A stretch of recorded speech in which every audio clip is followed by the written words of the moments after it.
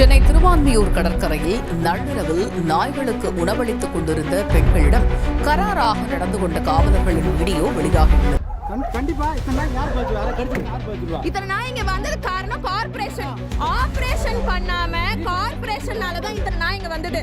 Corporation surgery பண்ணாததுனால நாய் ஜாஸ்தியாச்சு. எல்லாரும் கொண்டு வந்து 10 நாயை கொண்டு பீச்ல விட்டுட்டு போனதுனால தான் நாய் ஜாஸ்தியாச்சு. பீச்ல வரவங்க எல்லாருமே சாப்பாடு வைப்பாங்க. பீச்ல வர எல்லாருமே சாப்பாடு வைப்பாங்க. நான் அவங்க சேஃப்டிக்காக தான் வந்தேன். இல்ல பெரியமா, ஹராஸ் பண்றது காமன் பீப்புள்னு பார்த்தா போலீஸ்காரங்களே ஹராஸ் பண்றாங்க. ஆமா, நாங்க எப்படி வர ஃபீட் பண்றவங்க துணைக்கு நான் வந்திருக்கேன். நீங்களே சாப்பாடு தான் பண்றீங்க.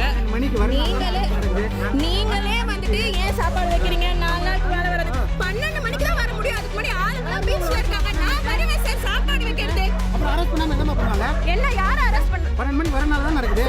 ஹராஸ் பண்றது நியூ பீச் ரோட் நடக்குது சார். 12 மணி வரனால தான் நியூ பீச் ரோட் என்னமா சார்?